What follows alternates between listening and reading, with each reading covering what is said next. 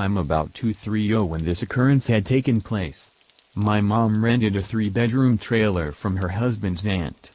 Right next door was a nursing home where my mom worked, and sometimes I would sneak away from whoever was watching me that day to go hang out with some of the lonely elderly until my mom was notified. Then she'd either walk me home or have the sitter meet her on whichever floor she would be on with me in tow.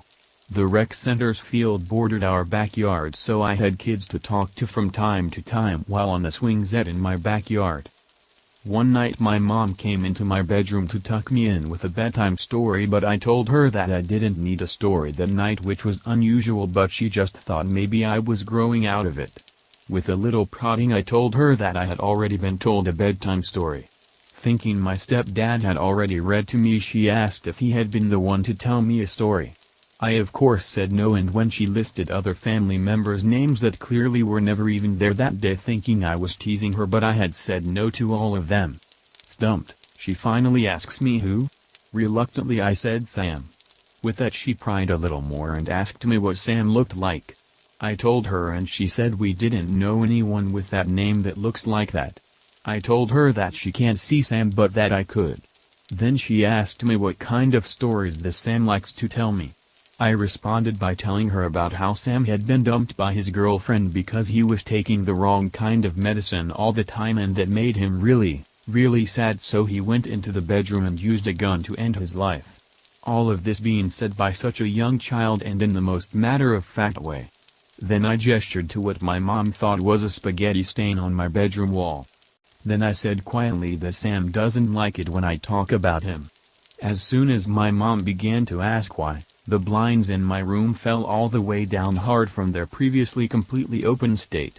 At that my mom fixed the blinds, tucked me into bed, then turned my nightlight on and left the room. My mom thought it was very strange that I had talked about suicide and heavy drug use at such a young age, so she did a little digging. She called up the landlord to ask about some of the history of the place, but there wasn't much to tell. Until my mom told her the story of Sam. The landlord says, "How do you know about that? Who told you about him?"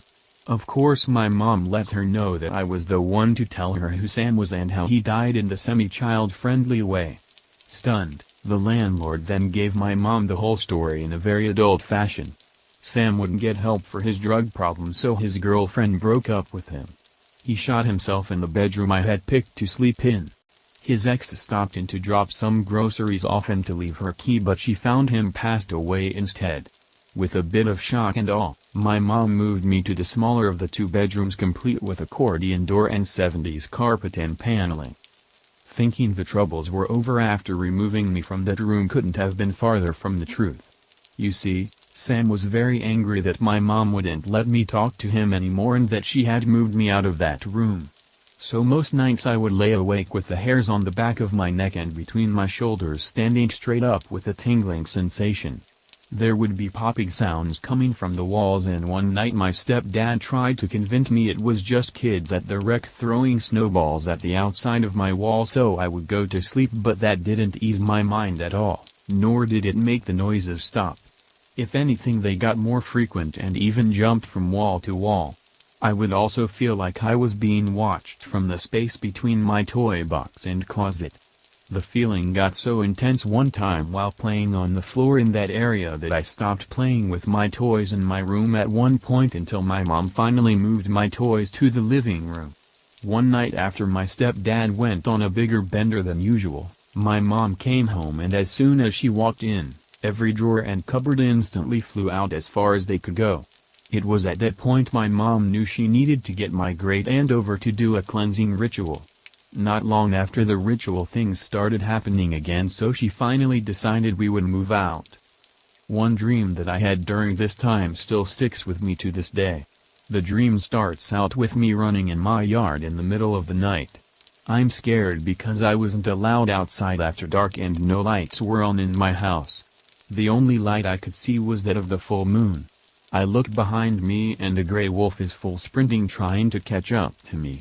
My first thought is that I am going to be tackled and eaten, but as soon as the wolf gets to me, it lightly nibbles my hands, then walks by my side through the tall grass and became my best friend.